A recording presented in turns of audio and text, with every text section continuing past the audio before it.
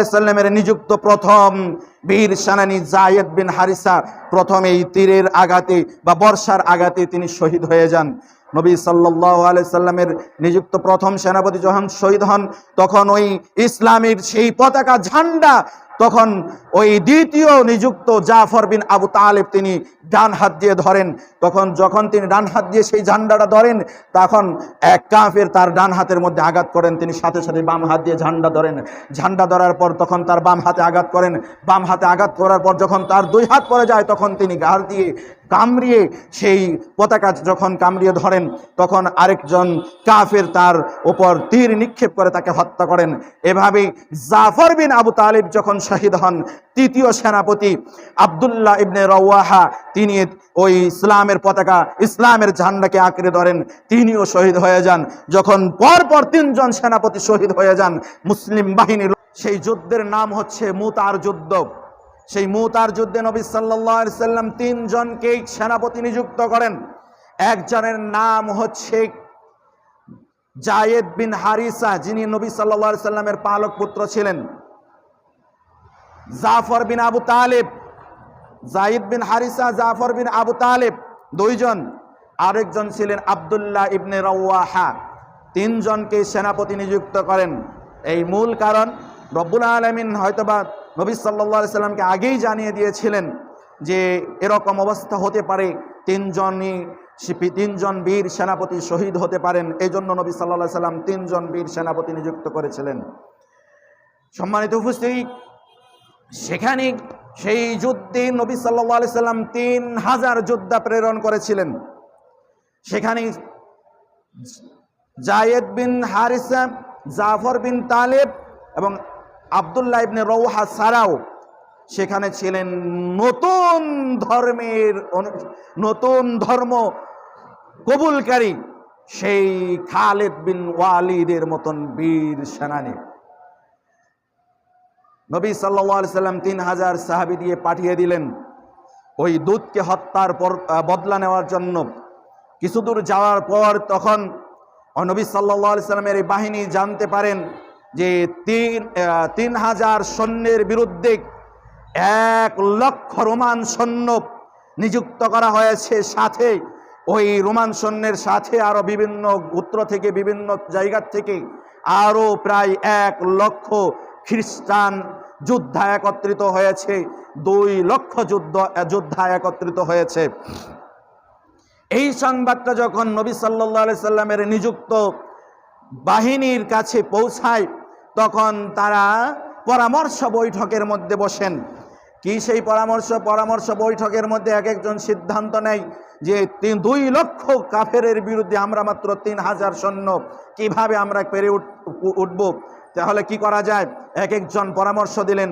নবী সাল্লাল্লাহু আলাইহি সাল্লামের কাছে সংবাদ পাঠানো হোক যে আমরা মাত্র 3000, আমাদের সাথে যুদ্ধ যারা জড়াবেন কাফের সৈন্য হচ্ছে 2 লক্ষ। নবী সাল্লাল্লাহু আলাইহি সাল্লামের কাছে সংবাদ পাঠানো হোক, হয় তিনি আমাদেরকে আরো সাহায্যের জন্য আরো সৈন্য পাঠাবেন, না হয় তিনি যে পরামর্শ দিবেন সেই পরামর্শ আমরা গ্রহণ করব। আব্দুল্লাহ ইবনে রওয়াহা তিনি বললেন, খবরদার, নবী সাল্লাল্লাহু আলাইহি সাল্লাম জেনে বুঝে রব্বুল আলামিনের অনুমতি নিয়ে আমাদেরকে পাঠিয়েছেন, সুতরাং আমরা নবী সাল্লাল্লাহু আলাইহি সাল্লামের কাছে কোনো সংবাদ প্রেরণ করব না। শুনে রাখো ও যোদ্ধারা, শুনে রাখো, আমরা কিন্তু সংখ্যা দিয়ে যুদ্ধ করি না, আমরা কিন্তু কোনো অস্ত্র দিয়ে যুদ্ধ করি না, আমরা যুদ্ধ করি ঈমানের বলে বলিয়ান হয়ে। আমরা যুদ্ধ করি হয় শাহাদাত বরণ করব, না হয় ইসলামের বিজয় অর্জন করব। আমরা পরাজয়ের কোনো আকাঙ্ক্ষাই আমরা রাখি না। আমরা হয় বাঁচলে শহীদ হব, বাঁচলে গাজী হব, বিজয় অর্জন করব।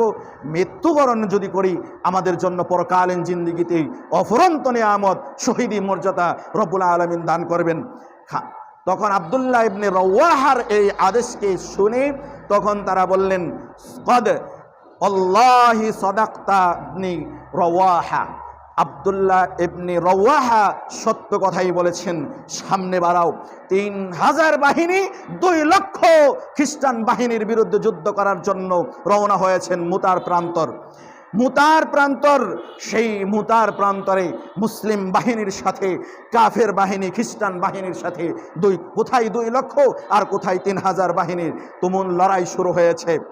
প্রথমেই নবী সাল্লাল্লাহু আলাইহি সাল্লামের নিযুক্ত প্রথম বীর সেনানী যায়েদ বিন হারিসা প্রথমেই তীরের আঘাতে বা বর্ষার আঘাতে তিনি শহীদ হয়ে যান। নবী সাল্লাল্লাহু আলাইহি সাল্লামের নিযুক্ত প্রথম সেনাপতি যখন শহীদ হন, তখন ওই ইসলামের সেই পতাকা ঝান্ডা তখন ওই দ্বিতীয় নিযুক্ত জাফর বিন আবু তালেব তিনি ডান হাত দিয়ে ধরেন। যখন তিনি ডান হাত দিয়ে সেই ঝান্ডাটা ধরেন, তখন এক কাফের তার ডান হাতের মধ্যে আঘাত করেন, তিনি সাথে সাথে বাম হাত দিয়ে ঝান্ডা ধরেন। ঝান্ডা ধরার পর তখন তার বাম হাতে আঘাত করেন। বাম হাতে আঘাত করার পর যখন তার 2 হাত পড়ে যায়, তখন তিনি ঘাড় দিয়ে কামড়িয়ে সেই পতাকা যখন কামড়িয়ে ধরেন, তখন আরেকজন কাফের তার ওপর তীর নিক্ষেপ করে তাকে হত্যা করেন। এভাবেই জাফর বিন আবু তালিব যখন শহীদ হন, তৃতীয় সেনাপতি আব্দুল্লাহ ইবনে রওয়াহা তিনি ওই ইসলামের পতাকা, ইসলামের ঝান্ডাকে আঁকড়ে ধরেন, তিনিও শহীদ হয়ে যান। যখন পরপর 3 জন সেনাপতি শহীদ হয়ে যান, মুসলিম বাহিনী লণ্ডভণ্ড হয়ে যায়। মুসলিম বাহিনীর সাথে সাথেই পিছপা হয়ে পরামর্শ বৈঠকে বসে কি করা যায়। আমরা তো এখান থেকে যদি পরাজয় বরণ করি, নবী সাল্লাল্লাহু আলাইহি সাল্লামের কাছে কি জবাব দেব? নবী সাল্লাল্লাহু আলাইহি সাল্লামের কাছে জবাব দেওয়ার মতন কোনো সুযোগ নাই। তখন সকলেই মিলে পরামর্শ করে। কি পরামর্শ?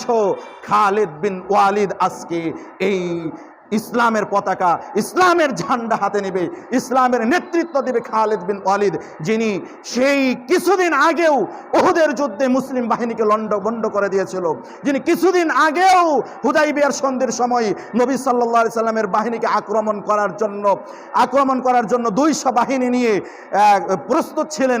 রব্বুল আলামিন আজ আয়াত নাজিল করলেন, ওয়াইদা যরাবতুম ফিল আরদি ফালাইসা আলাইকুম জুনাহুন আন তাকসুরু মিনাস সালাহ। এই খালিদ বিন ওয়ালিদের কারণেই রব্বুল আলামিন আয়াত নাজিল করেছিলেন। কি কারণে? যে যখন জোহরের ওয়াক্ত, জোহরের নামাজের সময় নবী সাল্লাল্লাহু আলাইহি সাল্লাম সাহাবায়ে কেরামদেরকে নিয়ে নামাজ আদায় করছেন, খালিদ বিন ওয়ালিদ 200 সেনাবাহিনী নিয়ে দূর থেকে দেখছেন যে মুসলিম যে বাহিনী, ওরা তো সালাত যখন আদায় করে তখন তো ওদের দুনিয়াবি কোনো খেয়াল থাকে না। পরবর্তী সালাতের সময় ওদেরকে আমরা আক্রমণ করব। পরবর্তী সালাতের সময় হওয়ার আগেই রব্বুল আলামিন আয়াত নাজিল করেন, ওয়াইদা দরাবতুম ফিল আরদি ফালাইসা আলাইকুম আন তাকসুরু মিনাস সালাহ ইন খিফতুম ইয়াফতিনাকুমুল্লাযীনা কাফারু ইন্নাল কাফিরিনা কানু লাকুম আদুওয়াম মুবিনা ওয়াইদা কুনতা ফীহিম ফাআকামতা লাহুমুস সালাহ। যখন তোমরা সালাতে দাঁড়াবা, একদল সেনাবাহিনী নবী সাল্লাল্লাহু আলাইহি সাল্লামের সাথে দাঁড়াবা, আরেক দল পাহারা দেবা। এই খালিদ বিন ওয়ালিদের কারণেই কিন্তু আয়াতগুলো নাজিল হয়েছিল। সেই খালিদ বিন ওয়ালিদ এখন ইসলামের পক্ষে। মুতার যুদ্ধে সেই কি ইসলামের ঝান্ডা হাতে নিয়েছেন। তিনি সুন্দরভাবে তার যে সময় কাফের ছিলেন তখনই তো তার যুদ্ধের কৌশল ছিল অন্যরকম, কিন্তু যখন ইসলাম কবুল করেছেন তার তো আর কোনো পিছপা নেই, তার তো আর কোনো পিছুটান নেই। তখন তার শাহাদাতের তামান্না, তিনি 3000 সেনাবাহিনীকে ডেকে সুন্দর করে সাজালেন। সাজানোর পরে তিনি বীর বিক্রমে সামনের দিকে অগ্রসর হলেন।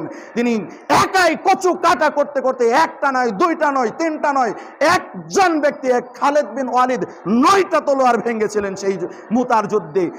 সেদিন কাফেরদেরকে লণ্ডভণ্ড করে দিয়েছিল 2 লক্ষ কাফের বাহিনীর বিরুদ্ধে 3000 সাহাবীকে নিয়ে খালিদ বিন ওয়ালিদ একাই যুদ্ধ করে সেদিন বিজয় ছিনিয়ে এনেছিলেন। সুবহানাল্লাহ। কয় লক্ষ কাফের? 2 লক্ষ। আর মুসলিম বাহিনী কত? 3000 মাত্র। সেদিন সেই খালিদ বিন ওয়ালিদের বীরত্বের কারণে নবী সাল্লাল্লাহু আলাইহি সাল্লাম তাকে সাইফুল্লাহ অর্থাৎ আল্লাহর তরবারির একটা তলোয়ার হিসেবে তাকে ঘোষণা করেন। সুবহানাল্লাহ। সেই খালিদ বিন ওয়ালিদ কারণেই মুতার প্রান্তরে নবী সাল্লাল্লাহু আলাইহি সাল্লাম যেই যুদ্ধ ঘোষণা করেছিলেন 2 লক্ষ বাহিনীর বিরুদ্ধে 3000 বাহিনী, মুসলিম বাহিনী, তাদের কোনো পিছুটান ছিল না, তাদের একটাই তামান্না ছিল, শাহাদাতের তামান্না। সম্মানিত উপস্থিতি মুসল্লিয়ান ইকরাম, এই খালিদ বিন ওয়ালিদ কিন্তু একদিনেই তৈরি হয় নাই, এক সময় কিন্তু ইসলামের বিপক্ষে কেটেছেন। কিন্তু সেই খালিদ বিন ওয়ালিদ নবী সাল্লাল্লাহু আলাইহি সাল্লামের আদর্শ দেখে, নবী সাল্লাল্লাহু আলাইহি সাল্লামের দাওয়াতি কার্যক্রম দেখে সেই খালিদ বিন ওয়ালিদ নবী সাল্লাল্লাহু আলাইহি সাল্লামের ইসলামকে কবুল করেছেন। সুবহানাল্লাহ। তো সম্মানিত উপস্থিতি, আমাদের আলোচনা হচ্ছে দাওয়াত। সে যত শক্ত শক্ত হৃদয়ের অধিকারী হোক না কেন, আপনি যদি নরম মেজাজ নিয়ে, আপনি যদি ভালোবাসা দিয়ে, আপনি যদি কোনো মানুষকে ইসলামের প্রতি আহ্বান করতে পারেন, আপনি যদি ইসলামিক কার্যকলাপ যদি তাকে দেখাতে পারেন, তাহলে এক সময় না এক সময় সে সন্তুষ্ট হবেই। আজকে এই বাংলাদেশ ইসলাম এমনিতেই আসে নাই, ইসলাম সারা বিশ্বে এমনিতেই ছড়িয়ে যায় নাই। ইসলাম ছড়িয়েছে নবী সাল্লাল্লাহু আলাইহি সাল্লামের ত্যাগ, সাহাবায়ে কেরামদের ত্যাগ, সাহাবায়ে কেরামদের ভালোবাসা, নবী সাল্লাল্লাহু আলাইহি সাল্লামের ভালোবাসা দিয়ে ইসলাম প্রতিষ্ঠিত হয়েছে। সম্মানিত উপস্থিতি মুসল্লিয়ান কিরাম, সময় সংক্ষিপ্ত, আমরা আলোচনা শেষ করার আগেই আমরা বলছি যে দাওয়াত